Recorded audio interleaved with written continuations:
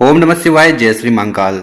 देखिए, आज हम जो उपाय बताने वाले हैं वो करते हो तो इससे भगवान भोलेनाथ प्रसन्न होंगे, विष्णु भगवान प्रसन्न होंगे और साथ ही साथ आपके जो पितृ हैं, ठीक है, पितृ भी बहुत ज्यादा प्रसन्न होंगे। तो इस उपाय में आपको लेना है इस प्रकार से काले तिल और गुड़ के टुकड़े।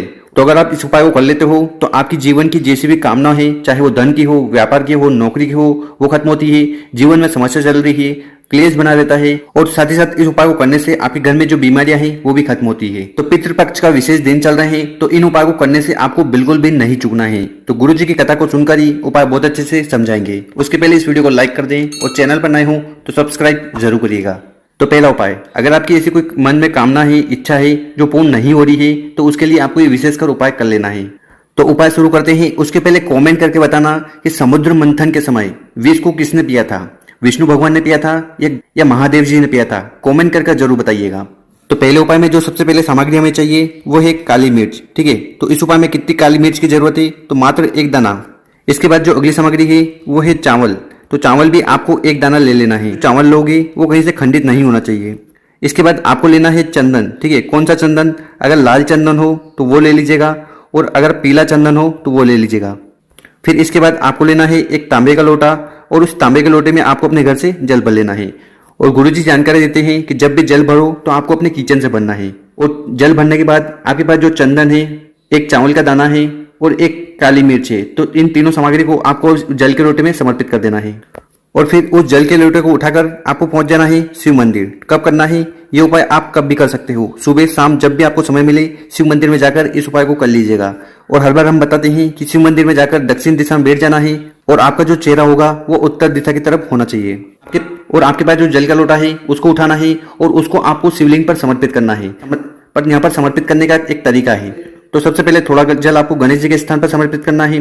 दूसरा जल आपको माता अशोक सुंदरी वाली जगह समर्पित करना है। तीसरा जल भगवान कार्तिकेय जी के स्थान पर। चौथा जल माता के हस्तकमल पर। और आखिरी में आपको पांचवा जल शिवलिंग के ऊपर समर्पित कर देना है, श्री शिवा नमस्तुभ्यम का स्मरण करते हुए।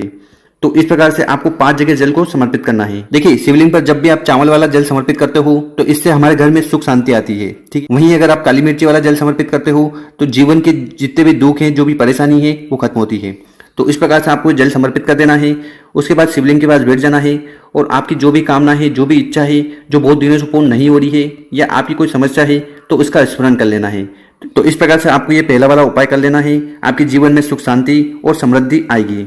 अब जान लेते हैं गुरु जी द्वारा बताया गया दूसरा उपाय। देखिए, ये जो दूसरा वाला उपाय है ये आपको क्यों करना है। अगर आपके जीवन में समस्या है और वो समस्या धन को लेकर हो सकती है, नौकरी को लेकर हो सकती है या आपके घर में बीमारियां हैं, ठीक है, तो उन बीमारियों को खत्म करने के लिए साथ ही साथ आपकी कोई विशेष कामना है तो उसकी पूर्ति के लिए भी आपको इस उपाय को कर लेना है। तो इस उपाय को करने से भगवान विष्णु प्रसन्न होंगे, भगवान शिव प्रसन्न होंगे और साथ ही साथ आपके पितृ भी प्रसन्न होंगे।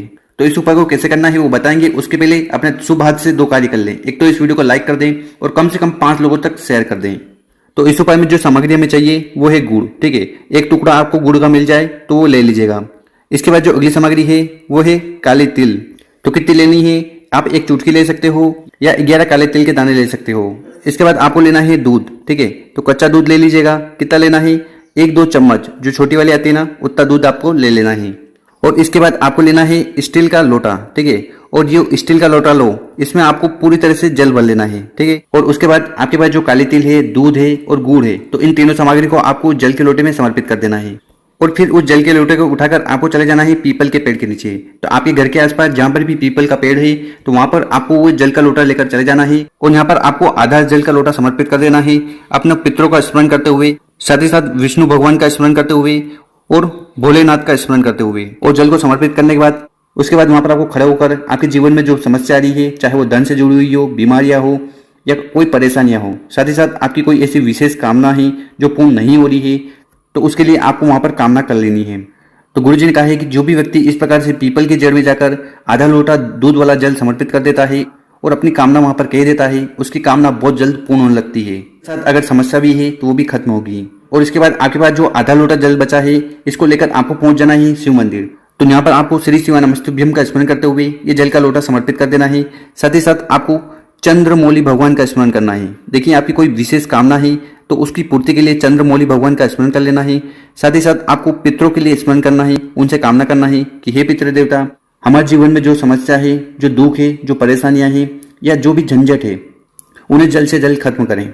इसके साथ बहुत सारे लोग बीमारी से परेशान रहते हैं, उनके घर में आए दिन कुछ ना कुछ समस्या बनी रहती है, तो उसके लिए भी आपको यहाँ पर बैठकर भगवान भोलेनाथ से और पितृ से कामना करना है। गुरु जी ने कहा है कि जो भी व्यक्ति इस प्रकार से उपाय कर लेता है उसके पितृ को शांति मिलती है, साथ ही साथ पितरों से आशीर्वाद मिलता है, उनके घर में कभी धन दौलत की कमी नहीं रहती, साथ ही साथ जो समस्या उनके जीवन में आ रही होती है वो भी खत्म होने लगती है। तो विशेष दिन है, विशेष तरीके से इस उपाय को कर लीजिएगा। अगर वीडियो अच्छी लगी हो उसको लाइक करें और चैनल पर नए हो तो सब्सक्राइब जरूर करिएगा।